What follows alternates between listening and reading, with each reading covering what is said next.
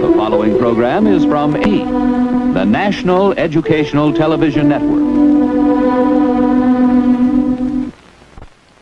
NET Journal, a look at the events and issues of the world today.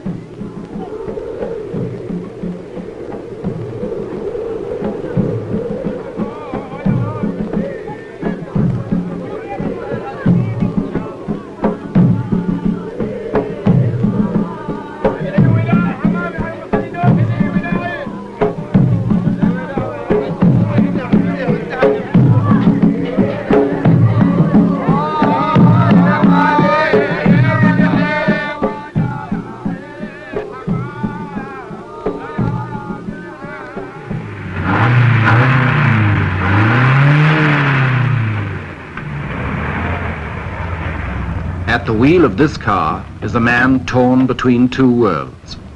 He's an Arab sheikh who was born in an old Arabia and will die in a new one. He worships Allah, loves the desert, and is one of the richest men in the world. His name is Zayed.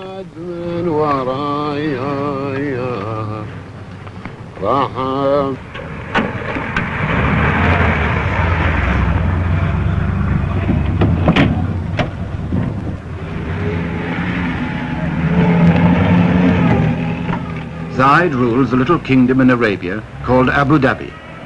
20,000 people in a stretch of sand and salt flats about half the size of Denmark. To the tribesmen who follow him everywhere, he's the undisputed boss. His forefathers ruled the desert from the back of a camel. He rides it in a limousine. But he remains, as they were, the center of tribal life. He's the man you serve, the man you hunt with, and the man you fight for. Above all, he's the man who leads. Wherever Zayed goes, his men go too.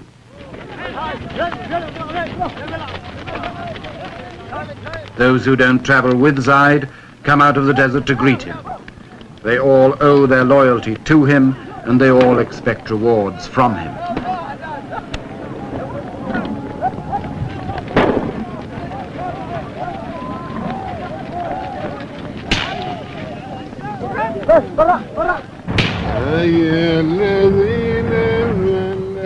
Zayed's tastes have not been influenced much by his money. He likes the simple life, to drive himself, to go hunting and camping in the desert, to be with his people as a sheikh should be, to follow the ways of the old Arabia.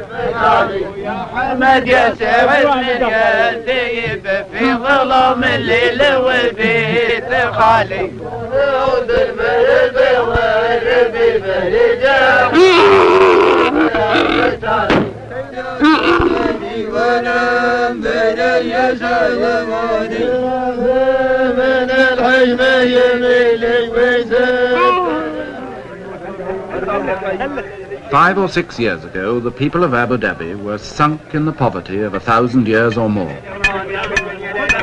The 20th century had passed them by. Today, their ruler, Zayed, is one of Arabia's nouveau riche, who's acquired overnight a fortune from oil. His income could give $5,000 a year to every man, woman, and child in the place, enough to make Zayed a multimillionaire. Superficially, the old customs are unchanged. The tent goes up as it always did. The food is prepared as simply as before.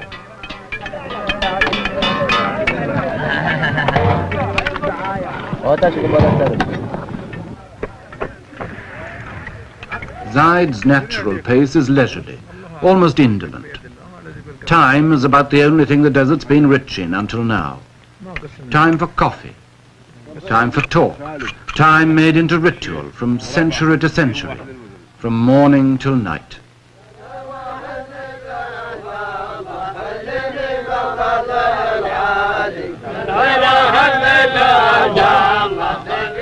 These girls will swing their hair, and these men will chant hour after hour.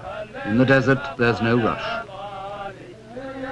At least, that's how it used to be. But Zayed, with his money, has begun to learn better.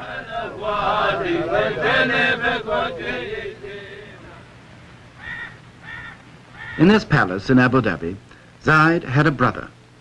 His name was Shaikh, and for more than 30 years he ruled Abu Dhabi in poverty and comparative peace. Shaikh's rule was traditional. His word was law, but he stayed close to his people. Anyone was free to talk to him any day in the Majlis, the tribal council, and as long as they had no money, they were all relatively contented. And then in the 1960s, Abu Dhabi struck it rich, and its troubles started. In a year or two, people were demonstrating about work and wages who'd never had either in their lives before. The grumbles grew as the money mounted, because Shaikh was a miser. All his life he'd been a poor man. Now that he was rich, the skinflint habits stuck. And like a man who's won first prize in a lottery, he found his money made few friends.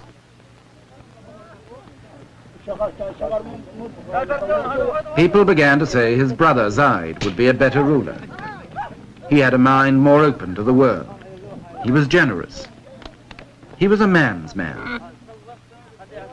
But Zayed had sworn to his mother years ago that he would never harm Shaikh, and for 5 more years he stayed loyal, and the people waited.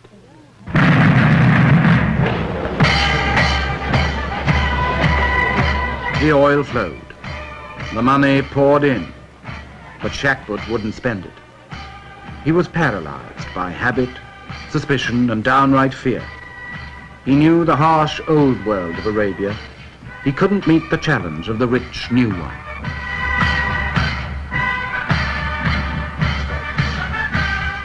By 1966, just 5 years after oil had first been found in Abu Dhabi, Shaikh's wealth destroyed him.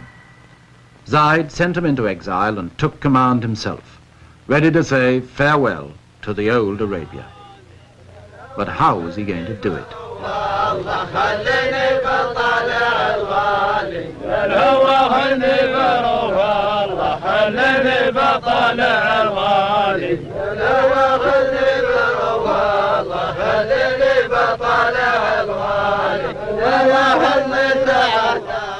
Even with a new ruler, the old life still goes on.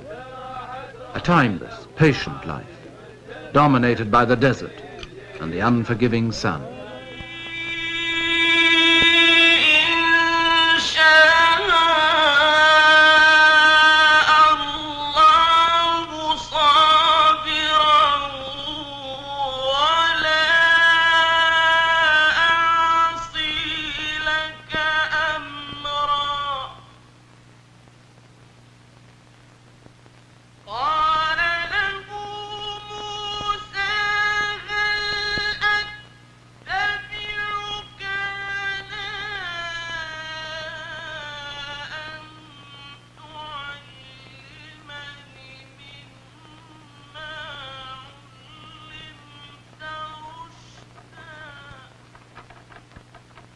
Arabia is a land of terrible heat and terrible bareness.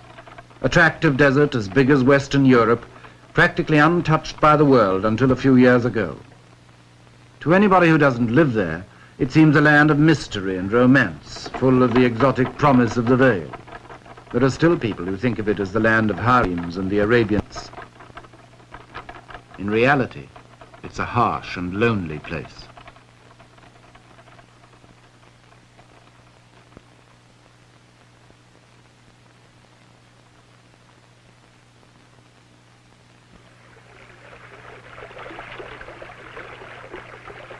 Only water makes Arabia bearable. Where there's water, there's life. Water is so important that the Arabian oasis became the direct inspiration of the Muslim idea of heaven. And no wonder, when you come to the cool shade of the date gardens after the heat and emptiness of the desert, the oasis seems literally heavenly, a place of pure pleasure.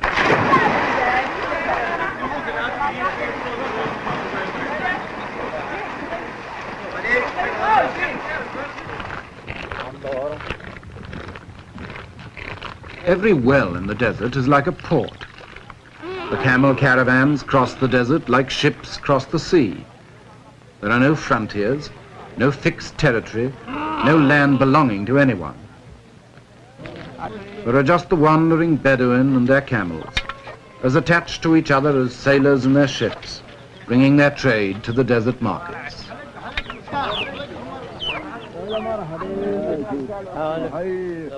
It's a hard life in Arabia, and it breeds hard men, but it's as perfectly adjusted now to the hard land it's lived in as it was in the days of Abraham, the father of all the tribes. There's still a sort of biblical rhythm about it. If you want to know what the loaves looked like in the Bible parable, here they are, baking in Arabia today just as they did 2,000 years ago on the shores of Galilee. And I don't suppose the fish have changed much either.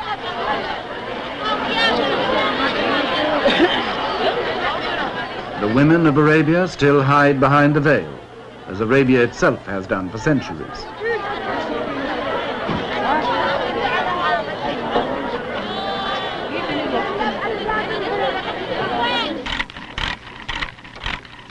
Around the coasts, the Arab boats are made today by hand and eye and ancient equipment, much as they were when the spice trade and the slave trade kept them busy from China to the shores of Africa.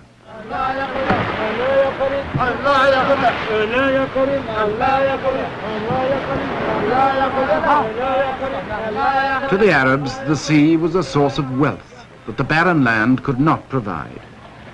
Fishing, pearling, trading, smuggling, and especially piracy. Arab sailors in the Indian Ocean and the Persian Gulf preyed on the ships of Europe in the Indian trade. In the end, their piracy was their downfall. With a few naval sloops and some of the queerest treaties ever devised by man, the British Empire imposed on 2/3 of Arabia's coast the thin red line of peace.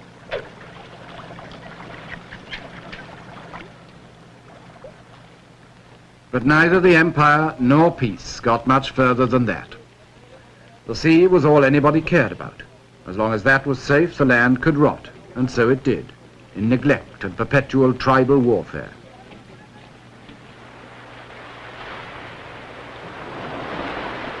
Beyond the coast, most of Arabia lay untouched until 20 years ago.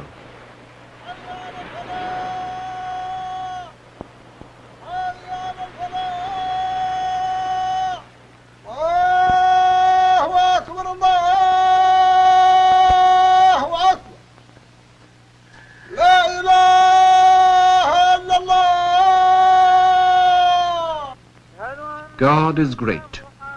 There is no God but God, and Muhammad is his prophet. The religion of Arabia, by tradition, is as forbidding as the land. It's nearly 14 centuries since Arabia was the birthplace of Islam, but it's still the home of the most devoted of all the followers of Muhammad.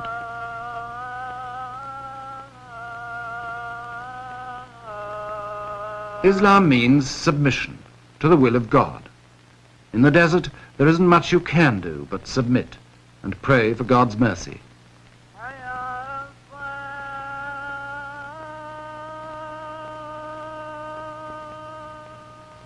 Submission makes everyone equal. A ruler like Zayed is no different from other men in the sight of God. He submits like them, and wherever he is, he prays like them, and with them too. Allahu Akbar. Assalamu alaikum wa rahmatullah. Assalamu alaikum wa rahmatullah. The Prophet decreed that the faithful must pray 5 times a day, from dawn to dusk.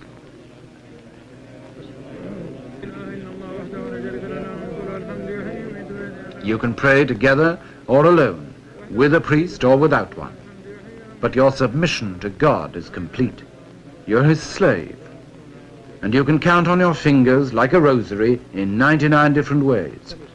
May God be praised. May God be praised. May God be praised.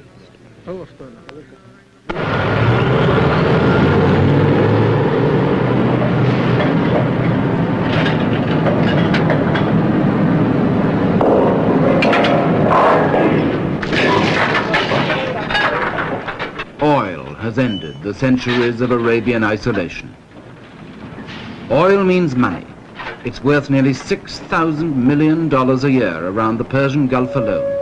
And although most of the Arabian oil fields have been in production less than 20 years, their wealth is cracking the old life of Arabia wide open.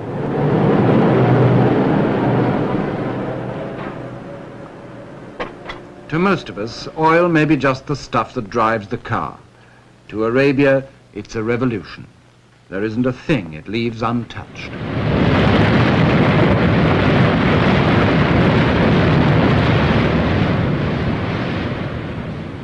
It makes the desert rich. It brings the prospectors and the lawyers and the map makers to divide it.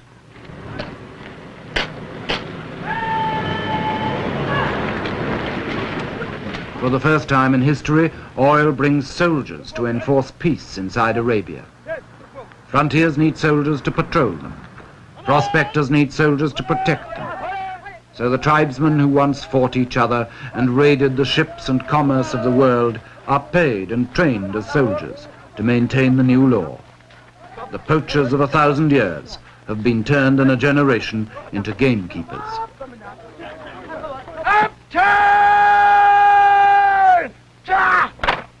تمام من اليسار أنيتان تاب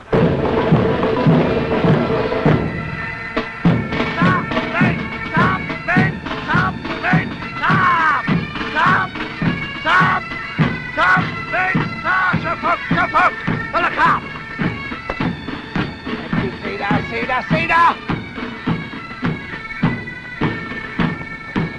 ورا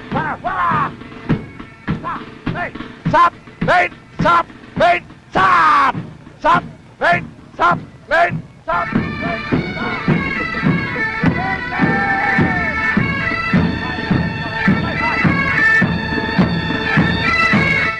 Sultan! Shafaq! Helakam!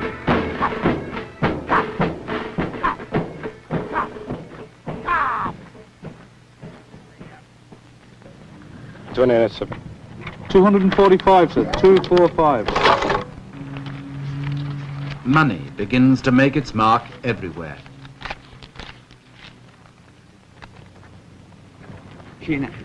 The Shaikh gets millions, the soldier only a scrap, but it buys a new life for both of them. 302, sir. 302. 24 Express. You attain what?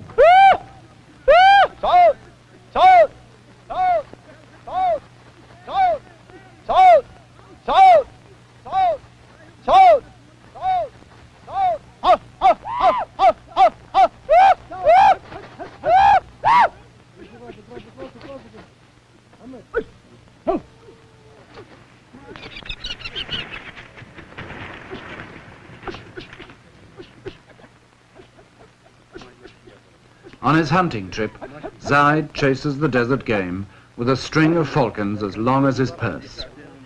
20 years ago, he'd probably have gone hunting on foot, with only a few birds to help him. Now he takes anything up to 100.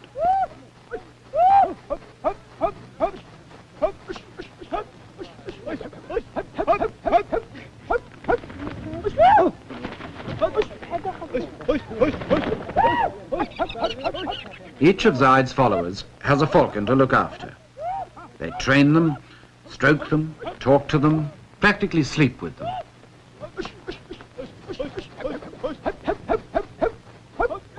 Like racehorses, they're the pampered darlings of a rich man's camp.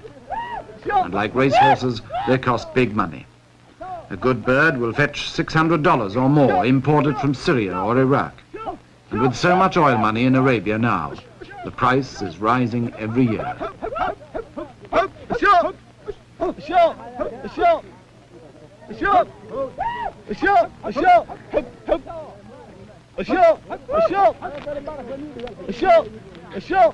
Nothing escapes the touch of money.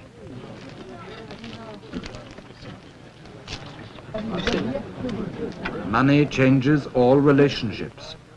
When Zayed visits his neighbors now, the traditional feast for a visitor becomes an offering to a wealthy benefactor instead.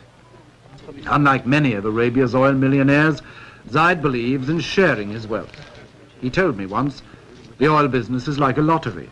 I might still be poor and my neighbors might be rich, so we ought to help each other. He's already given away millions. Zayed's host at this feast was one of his poorest neighbors. But now that Zayed has touched his palm with silver, he won't be quite so poor.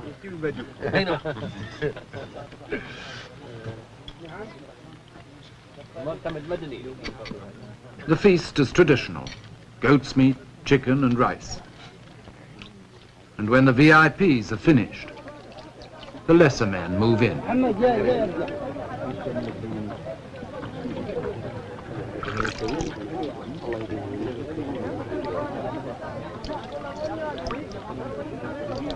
It's always the custom in Arabia for the poor to eat at the rich man's table, or rather, off the rich man's floor.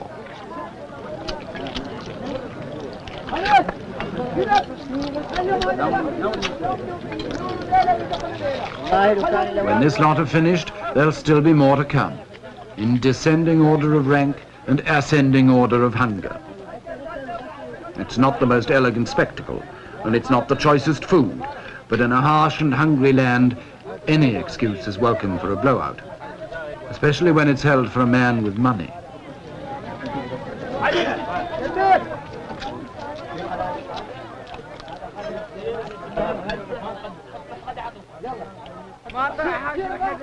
بالي صفا ونزاح همي ولا باس ان قلت جرب لي القلم باهتمامه ما دام فكري سالي كل هجاس اكتب معانا ان قلتها بالتمامه معنا على ما دار قلب واحتاس. The old Arabia pulls at the heart, the world where Zayed was raised, and where he always likes to be, around the campfire in the cool desert night, among his men, listening to those endless Arab fairy tales that the audience knows as well as the storyteller, of love and beauty and the 1001 nights.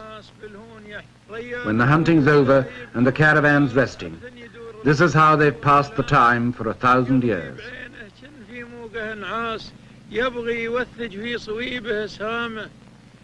This is the old and sometimes beautiful Arabia, where time is endless and patience more so.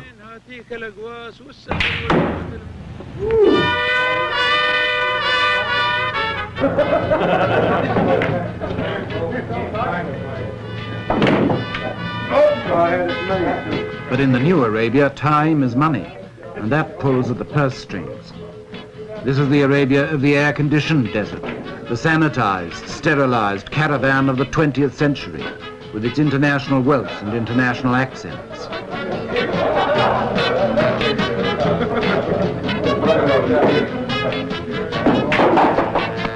You can't play pool, let's play darts. I can play darts. For these people, the old Arabia hardly exists. The mystery and the romance, or the harshness and the poverty, it's all one in the oil company's pay packet. See you guys later. To them, Arabia is just another job.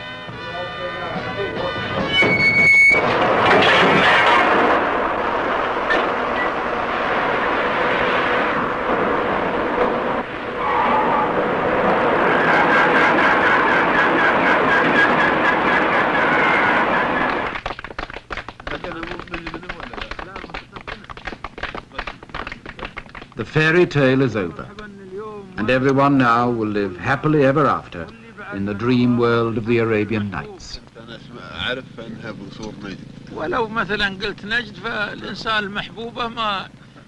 But in the real world of Arabia tomorrow, it's not so easy. Not even Zayed's best friends can promise him a happy ending to his modern fairy tale that's only just begun. You can't reconcile the old life with $100 million a year, as his brother Shaikh learned. You can't even choose whether you'll have the old life or the new. God and the oil business have already chosen for you. From now on, you can only try to ride the terrible tiger of the 20th century and wonder if it will not eat you in the end.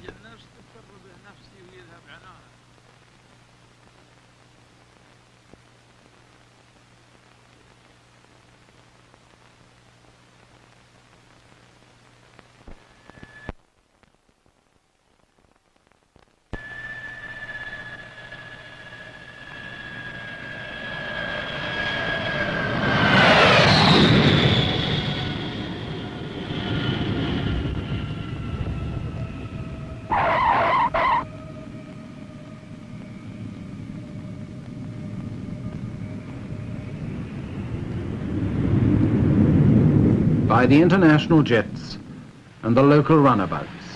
The vultures of world commerce descend on Zayed's little kingdom. They're perfectly decent vultures, just bankers and businessmen doing their job. $100 million a year is a nice piece of export market to get your hands on, especially when the place so obviously needs your help.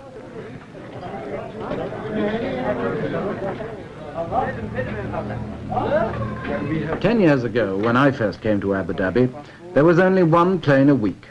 Now there's more than one a day, and the old place can't quite cope.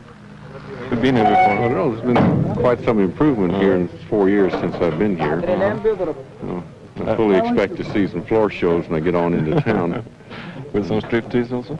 Well, no, that's a little too much.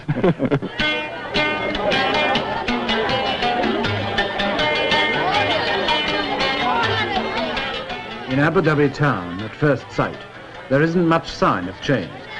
Shaikh static rule left the town nearly as squalid as it always had been. And some of these people hardly know yet what's going to hit them, now Zayed's ready to spend his millions. The alleys are still dark and dirty. The beggars wait patiently for the faithful Muslims to do their duty as the Prophet ordained and give them alms.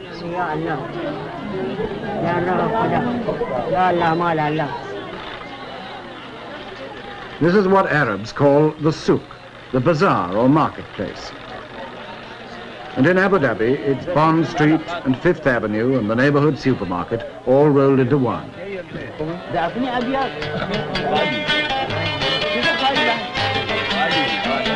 For the Arabs of the desert, it's got everything we mean by bright lights and the big city. It's not much of a place, but this is where 20,000 people are going to share Zayed's inheritance of 100 million a year. Some of them have got a share in it already.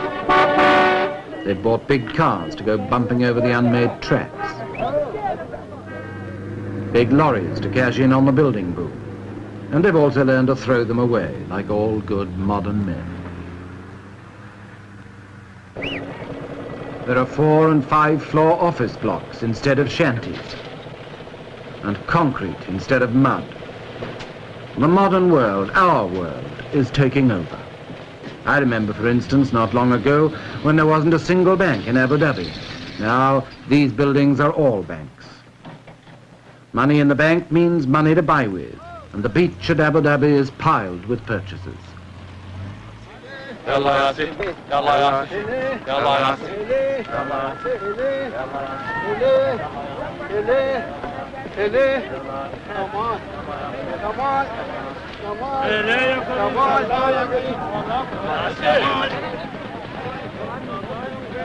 Abu Dhabi was built on a sandbank, so it's never had a proper harbour.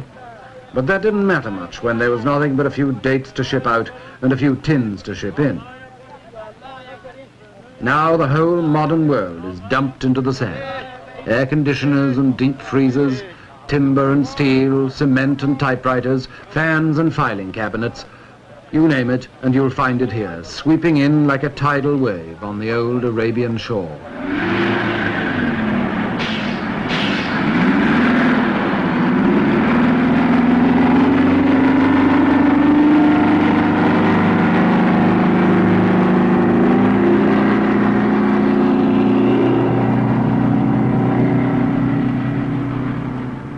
We call these construction machines. They're also weapons of destruction. They can rip up an old road or knock down an old house even faster than they can build new ones. And in Arabia now they can and do tear an old way of life to shreds before a new one is properly begun. Not that many Arabs object. In fact, most of them are only too glad to help with the destruction of their old way of life. They can see the vision of a better life in a bulldozer, and they want a piece of it.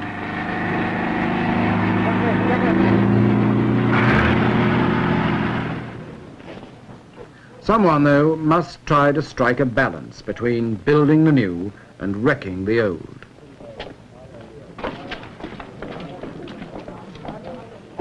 That someone is the ruler, Zayed.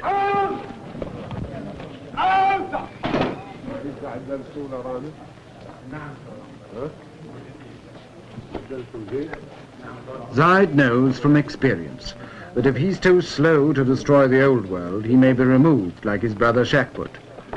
But if he tries to build the new world too quickly, he may destroy himself just as surely. Life for Zayed has become a perpetual balancing act between the personal leadership of the past and the faceless, impersonal administration of the future. Like Shaikh, he still holds his majlis every day, so that his people can meet him, greet him, talk to him and complain to him in the traditional desert way. The ritual is unchanged. The coffee is served. Time, motion and people seem as leisurely as ever. But behind the appearance of tradition, the revolution is creeping in. The majlis doesn't last all morning anymore. Zayed can only give his people an hour of his time. And even that's interrupted by the demands of the modern world.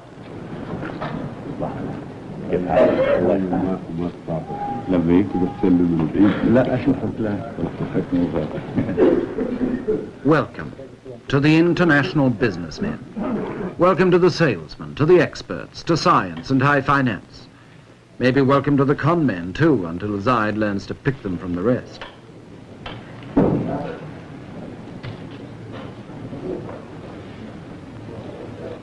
Of course they all sit down together.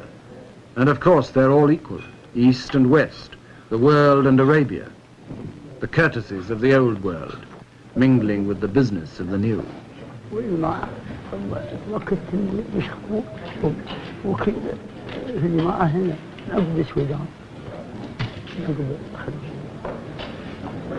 But it's the newcomers in business suits who get the places of honor at Zayed's side. And not just because Arab hospitality demands they should be favored. They're there because they represent power. The power to provide the people of Abu Dhabi with anything Zayed can now afford to buy. Still, the ritual goes on, balancing the new with the old. The first thing a visitor must do in Arabia is to learn patience. You can sit for hours in places like this and never do anything but ask after each other's health. All in good time and all by the will of God. Never do today what you can put off till tomorrow. Never act if you could talk instead. The tribesman with a problem comes to Zayed to sort it out. And everybody else must wait.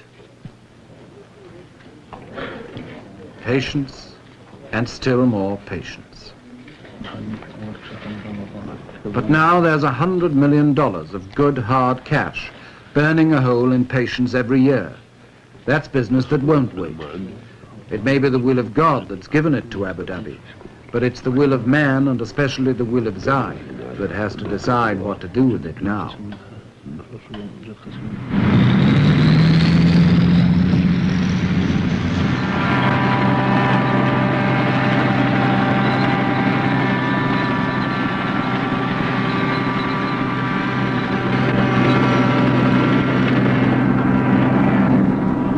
For 5 years after the oil began to flow, Abu Dhabi got nothing but piecemeal changes. Now Zayed has come to power with a plan to make Abu Dhabi the model state of Arabia, with all the paraphernalia of development. In the first few months of his rule, he awarded $70 million worth of contracts, and he's out every day to spur on the men who are making him a brand new kingdom. And this will be going out the Foxton the Mile, and then the second stage, which will be done next spring or next summer, whenever Your Highness decides, would continue on out into the very deep water for the large freighters, the large ships. طال عمرك يقول هو هذا الدفن اللي انتم تكلمتوا عليه، يعني اللي طلبتوا منه الدفن هو اللي يطلع ميل واحد.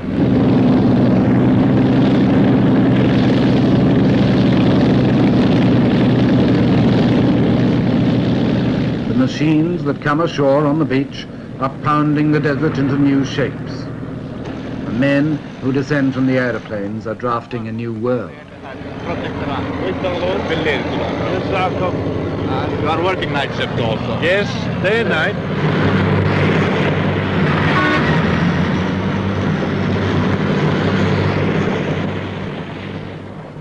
It's a world where time and opportunity have changed places. Yesterday, time seemed endless and the opportunities few. Today, time is short and the opportunities are infinite. Going out for approximately a mile, which we had discussed with you in your office when Mr. Griesbach, our design engineer, was here a month ago. Zayed told me once he didn't know what would happen in 10 years' time, but he felt he must give everything to his people now because they'd had nothing for so long. Schools and hospitals, wells and houses, an artificial deep-water harbour to replace the Abu Dhabi beach, a 4-lane highway and a water pipeline across the desert, an airport with a runway longer than London's.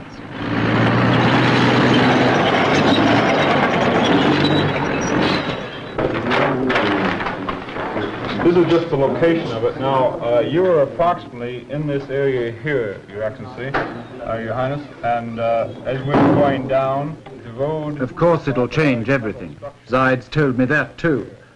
The first thing to go, he said, would be the Arab's love for his camel. But what's a camel to a VC-10? Oh, he would take very easily 4 or 5 of the big VC-10s. I mean, يعني المنطقة هذه الآن تسع حوالي 5 طائرات من الطائرات الكبيرة. And of course, the smaller the DC-3s, it would take quite a few. See, one of the difficulty things that we don't know how many aircraft will be coming in here, Your Highness, and this is one of the things which you yourself will have to decide how many airlines you'll permit to come into Abu Dhabi. And this will, of course, govern the number of aircraft here at any one time. Decide. Choose. Act. Sometimes, under these new imperatives, Zayed acts pretty hastily and harshly.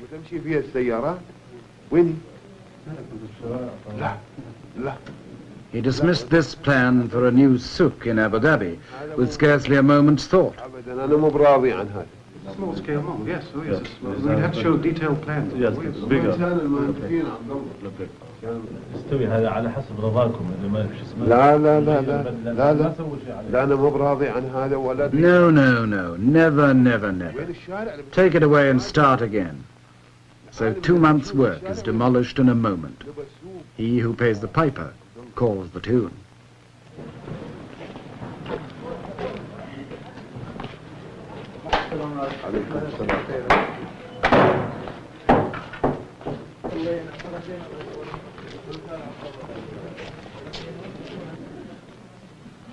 In the courtyard of Zayed's palace, the centuries slide back again. A moment ago, Zayed was the modern oil tycoon, aloof and decisive. Now he's back in the role of Shaikh, the universal uncle to his people, the feudal lord with his followers, in procession to the daily feast.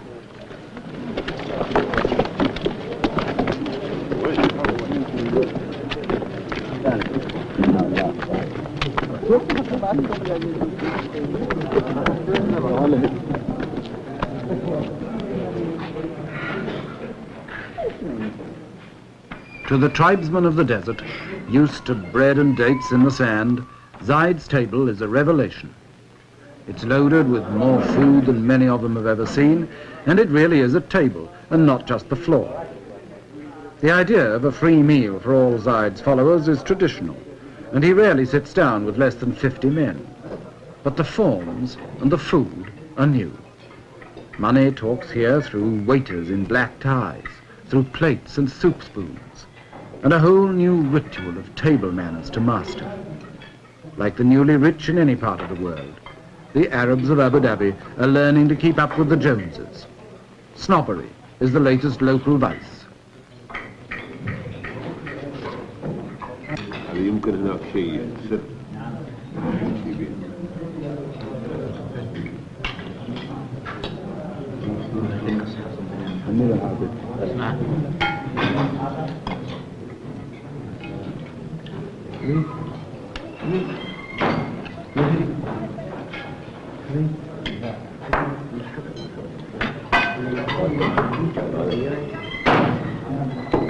These are our rulers. These are our rulers. Good. What's this? That's the door. Yes, say, that's the door. That's the door. What's that? That's the ceiling. And what's this? This is the... While the fathers learn new manners, a few of their sons learn new tongues. That's the ceiling. Foreign languages and foreign teachers bring foreign ideas. That's the ceiling, yes. That's the ceiling. Yes. This is the floor. Good. Here's a pencil. Good. Here's a ruler. There's a picture. Say it again. Good. Now all together, stand up. Yes, that's the window. Huh. That's the window. That's the door. That's the ceiling. This is the floor.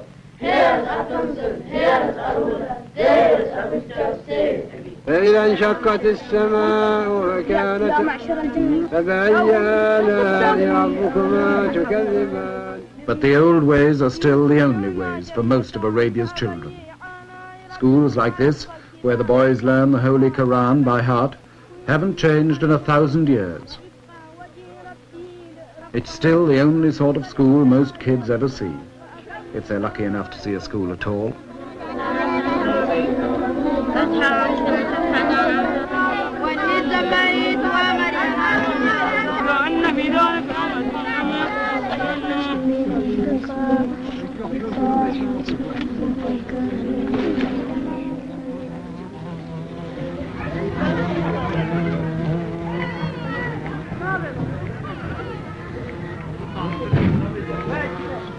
The romance of the old Arabia was always a bit of an illusion. In reality, the place was, and still is, full of desperate poverty and sickness. There wasn't a single hospital in Abu Dhabi until a few years ago, and doctors were hardly ever seen. Now there's this American mission hospital, overburdened, overcrowded, forced to compromise, like everything in Arabia, between modern standards and old habits. It's something that we have not wanted to exist, these patients being in all together, but we've been working on it, and we haven't come up with a good answer, simply because we don't have enough staff to watch all the doors. We lock the front door and they come in the back door or the side door. So we have gotten sort of used to it over the years, so that now we don't mind it much. When they're all in there together, it's their hard luck if they can't have the privacy of a personal examination with the doctor. The little children often have diarrheas or fever, colds, and sores and abscesses and such to take care of. And then the local Arabs seem to have their share of accidents, falling out of a palm tree or off of a camel. And they seem to be sort of dangerous. They may fracture a limb or break a hip. And most all of the people are suffering from eye ailments of one sort or another, from the youngest child to the oldest man, with the ailment of trachoma, which is about 99% prevalent here. Many of them are suffering from tuberculosis. More and more we are detecting this disease as we go on with X-ray.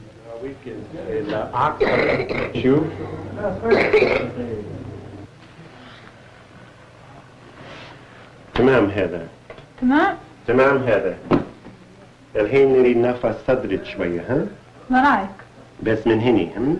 Tradition still throws a veil around the women of Arabia that even the doctor can't quite penetrate. His examinations here are probings in the dark. وين يعورك أكثر هني شوية هني شو هذا هذا أوجل من أول وسم ذي وسم. The women are the most conservative force of all, secluded, unchanging, uneducated, and fatalistic. They accept their lot meekly, and they do their duty faithfully as the handmaidens and chattels of men. But for how much longer? When even under the thorn bush the doctor arrives with his medicine, and every jab with a syringe becomes a sort of revolution.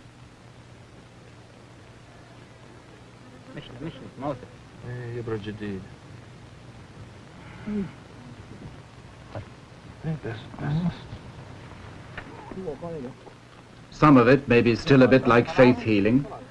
No doctor's skill could have cured this man's tuberculosis.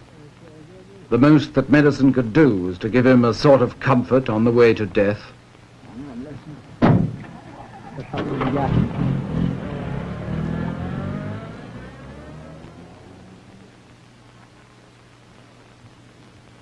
But if the 20th century medicine doesn't always work, it does challenge that submission to the will of God that accepts death whenever it likes to strike.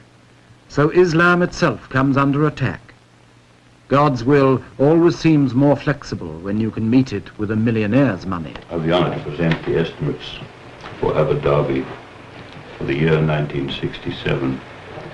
The total revenue, as estimated, is 41,202,080 dinars. For the ruler, the days are over when he had so little money that nobody cared how he spent it. Now Zayed must have a budget and a British accountant to keep the books.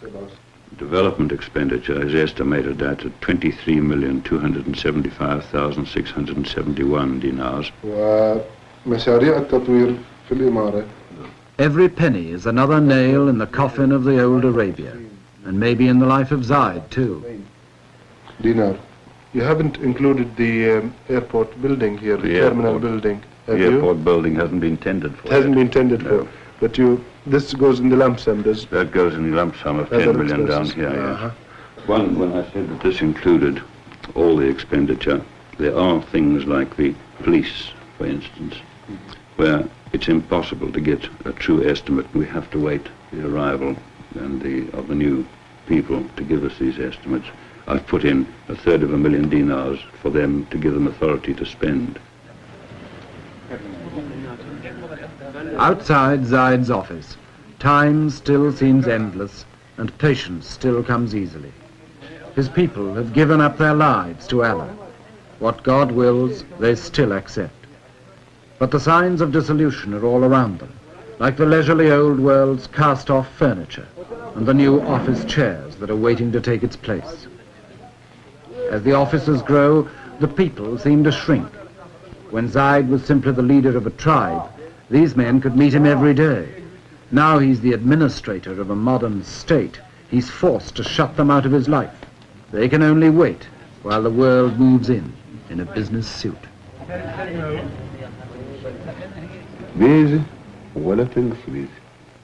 Even Zayed is a little less sure of himself. He can ask the new questions and make new demands, but who can give him the answers? You see, His Highness, for this year, of course, we're giving him something very approximate. Yeah. But for next year's, he'd like it as precise as possible. Well, I'm hoping that the exercise in the coming year will give us the material for next year, but at the moment there's nothing to go on.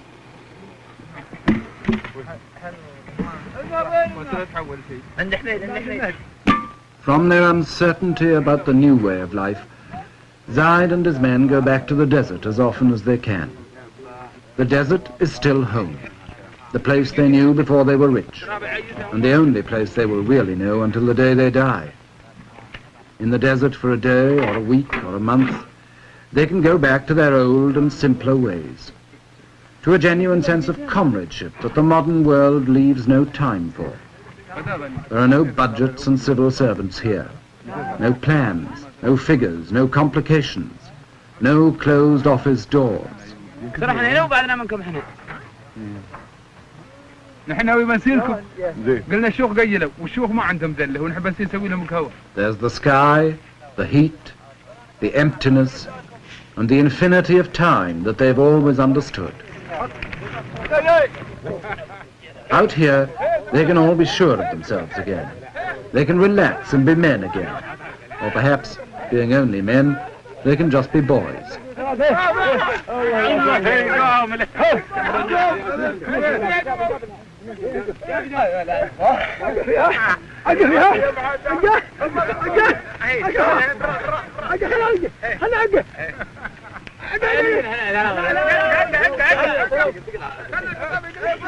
Even Zayed, the ruler, can let his hair down here and be one of the boys fighting a mock battle with his secretary.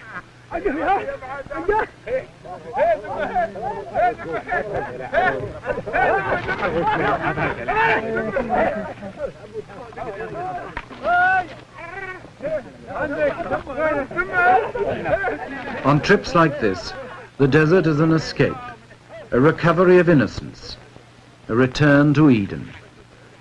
But like all escapes, it's also an illusion.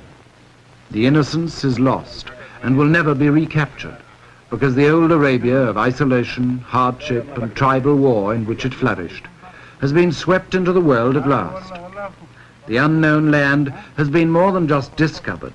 It's been uncovered in the past 10 or 20 years and dragged naked into everybody's sight.